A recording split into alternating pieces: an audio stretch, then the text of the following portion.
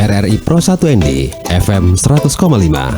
Line telepon 0821 4451 1957. Ikuti media sosial kami, Facebook dan Instagram @RRI Pro 1 ND.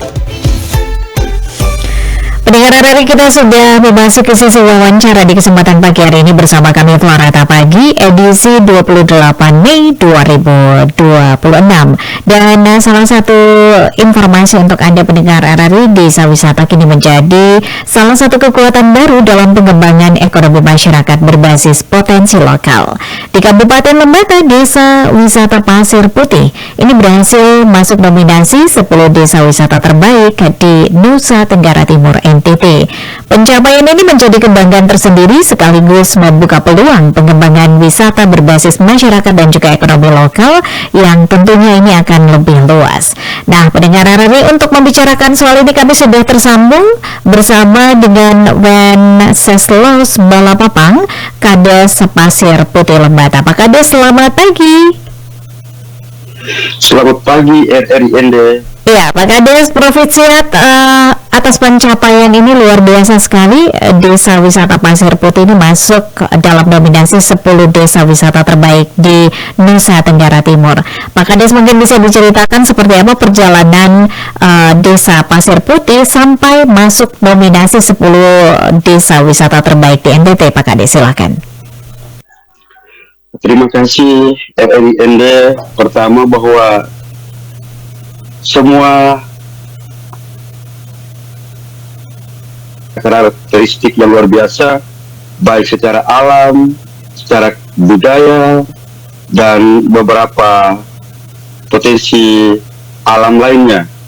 Nah, desa Pasir Putih sejak saya dilantik, saya bergiat bersama Dinas Pariwisata Lembata melakukan aneka event, baik lewat festival, lalu secara akar rumput saya ajak masyarakat lewat musyawarah desa bagaimana mensyukuri alam Pasir Putih yang indah ini dengan menciptakan ekonomi kreatif, baik di tingkat orang muda dan orang dewasa lewat Pokdarwis, Bumdes, kuliner, dan geliat wisata lainnya. Itu Ibu, sehingga kita masuk dalam 10 terbaik NTT. Oke, baik. Untuk tahapannya seperti apa nih? Bisa sampai bisa ada di posisi ini, Pak Kades? Tahapan-tahapan yang sudah dilalui. Ya, pertama-tama kita selalu mengikuti perlombaan desa wisata Nusantara untuk tingkat nasional, dan untuk sampai ke tahap ini itu saya lebih percaya bahwa apa yang telah kami lakukan di tingkat bawah itu adalah sebuah gerakan untuk menata, menghidupi, sehingga puji Tuhan Dinas Pariwisata NTT bersama Bank Indonesia melihat bahwa Pasir Putih dan 9 desa wisata lainnya itu layak didampingi dan dikembang untuk ketahanan atau penguatan ekonomi masyarakat lewat pariwisata. Oke, jadi beberapa hal positif tadi yang sudah Anda bagikan itulah yang membuat kemudian desa Pasir Putih itu masuk dalam nominasi 10 desa wisata terbaik di Nusa Tenggara Timur. Begitukah Pak Kades? Iya Ibu, ya. Karena kalau secara alam itu biasa, tapi karena gerakan-gerakan yang kita kerjakan sehingga membuat kita naik level. Oke, baik. Itu faktor utama begitu ya Pak Kades ya? Iya Bu. Lalu potensi wisata unggulan apa sajakah yang dimiliki oleh desa Pasir Putih, Pak Kades? Ya, itu saya sudah bagi menjadi 4. Pertama itu wisata alam. Wisata alam itu bahari, ada mancing, snorkeling, diving. Lalu wisata pantai itu kuliner Waton Raja Minar. Lalu yang ketiga itu wisata budaya dengan atraksi festival Butinale yang sudah mendunia yang kita selenggarakan. Lalu yang keempat itu bagaimana mengadakan satu festival kecil anak-anak dengan English class weekend, bahasa Inggris kecil untuk anak-anak di pantai wisata setiap hari Sabtu. Itu hal yang bagi saya itu sebuah gerakan budaya yang wajib saya wariskan. Bagaimana kita maju kalau dasar tentang bahasa Inggris untuk anak-anak ini tidak kita siapkan. Oke. Jadi SDM juga dipersiapkan begitu ya Pak Kades ya untuk masyarakat di Pasir Putih. Ya. Sebagai desa wisata, bahasa Inggris ini harus dikuasai begitu ya. Nah Pak Kades, apa saja aspek yang dinilai gitu ya dalam penetapan 10 desa wisata terbaik di NTT? Pertama itu geliat untuk bagaimana kreatif menangkap peluang wisata untuk memberikan kontribusi ekonomi kepada masyarakat. Nah itu Bank Indonesia melihat bahwa Pasir Putih punya potensi, tapi saya punya tantangan. Internet saya akhirnya menjadi masalah ketika terjadi pembayaran oleh orang-orang turis asing. Maunya belanja banyak, tapi mereka tidak punya uang real. Mereka mau bayar pakai kris. Oleh karena itu Bank Indonesia menyatakan bahwa kalau boleh desa Pasir Putih itu kita bina, kita dampingi, dan kita beri bantuan-bantuan agar ekonomi kreatif, ekonomi desa, masyarakat itu bisa naik. Pariwisata tanpa perubahan ekonomi itu tidak berguna. Demikian Ibu. Baik, jadi menurut Pak Kades ini banyak sekalikah keuntungan atau manfaat yang diperoleh oleh desa Pasir Putih ketika ketika ikut dalam event tersebut begitu ya, penetapan 10 desa wisata terbaik di NTT. Apakah demikian Pak Kades? Dan atas pencapaian ini apa saja yang diterima begitu? Ya, untuk saya RRIND masuk dalam 10 desa terbaik NTT itu karya besar Allah.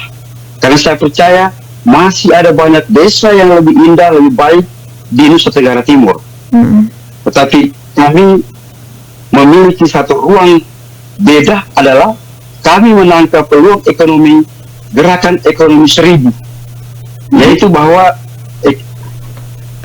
masyarakat lokal kita ajak untuk menangkap uang dari wisatawan lokal Lembata untuk bisa menjadi pendapatan ekonomi. Karena selama ini ekonomi pasif, kita hanya membiarkan orang masuk keluar desa kita tanpa dilihat ekonomi, sehingga itulah menjadi pembeda.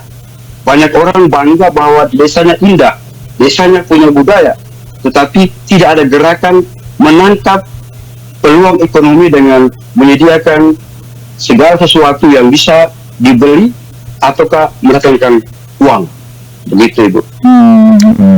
Berarti bantuan yang diberikan oleh Bank Indonesia ini dan pihak terkait itu sesuai begitu ya dengan kebutuhan desa saat ini Pak Kades. Salah satu contoh tadi Pak Kades sampaikan bahwa internet itu ya, ini yang sangat dibutuhkan oleh masyarakat di desa Pasir Putih atau desa wisata ini, karena ketika turis asing ya, wisatawan mancanegara datang berkunjung, mereka tidak mempunyai uang cash dan harus menggunakan QRIS begitu Pak Kades. Ya, kami sangat menaruh hormat kepada Bank Indonesia yang memiliki kepedulian besar kepada desa wisata di NTT.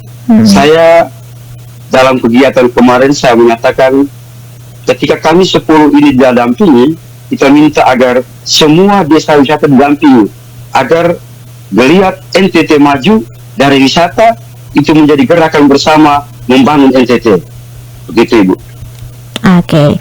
Tantangan terbesar yang Anda dan juga masyarakat lakukan selain internet tadi begitu ya untuk mengembangkan desa wisata di wilayah kepulauan seperti Lembata Pasir Putih ini seperti apa Pak Kades? Ya, saya di tahun kelima kepala desa, saya masih melihat bahwa tantangan yang terbesar adalah SDM. Ya, masyarakat lokal. Ya. Itu saja Pak Kades. Iya, itu saja. Yang lainnya ini yang terbesar ya. Sudah ya terbesar ya. Baik. Harapan kedepannya untuk pengembangan desa wisata di Pasir Putih ini seperti apa, Pak Kades? Baik Ibu, saya hanya mau sampaikan bahwa Tuhan sudah beri kita banyak, negara sudah beri kita banyak. Yang saya beri moto, behave do, not do have do. Oleh karena itu, mari kita berkolaborasi antar dinas, antar sektor, agar gerak pariwisata itu menjadi gerakan bersama, tidak untuk kelompok, tapi untuk pemberdayaan ekonomi masyarakat berkelanjutan. Itu Ibu harapan saya. Oke. Baik Pak Kades, terima kasih untuk waktunya dengan RRI pagi hari ini. Sukses terus untuk desa wisata Pasir Putih yang saat ini masuk mendominasi 10 desa wisata terbaik NTT. Selamat pagi, salam hangat ke Lembata Pak Kades. Selamat pagi Ibu, datang bawa cinta, pulang bawa rindu. Asik. Selamat datang ke desa wisata Pasir Putih. Terima kasih Pak Kades. Dan pendengar, masuknya desa Pasir Putih dalam nominasi 10 desa wisata terbaik NTT ini menjadi bukti ya bahwa potensi wisata lokal ini mampu berkembang jika dikelola bersama masyarakat dan juga didukung berbagai pihak. Semoga pencapaian ini semakin mendorong pengembangan pariwisata berbasis masyarakat yang mampu meningkatkan kesejahteraan warga setempat. Nah, pendengar RRI, selain informasi tadi, kami juga akan update terkait dengan Pemkab Flotim hadirkan program Greenhouse dengan Yosef Sadi Openg, SPMSI, sebagai PLT Kadis Pertanian dan juga Ketahanan Pangan Kabupaten Flores Timur. Lalu kami juga akan update Gereja Santo Donatus Boanawa jadi puncak acara ziarah Inde Maria Guadalupe di ND. Nanti akan kami hubungi panitia lokal Paroki Santo Donatus Adolf Sapugiu, dan juga kita akan update terkait dengan persiapan peringatan Hari Lahir Pancasila 1 Juni 2026 di ND, pendengar. Untuk itu kami sangat berharap Anda tetap mendengarkan program 1 RRI ND di 100,5 FM.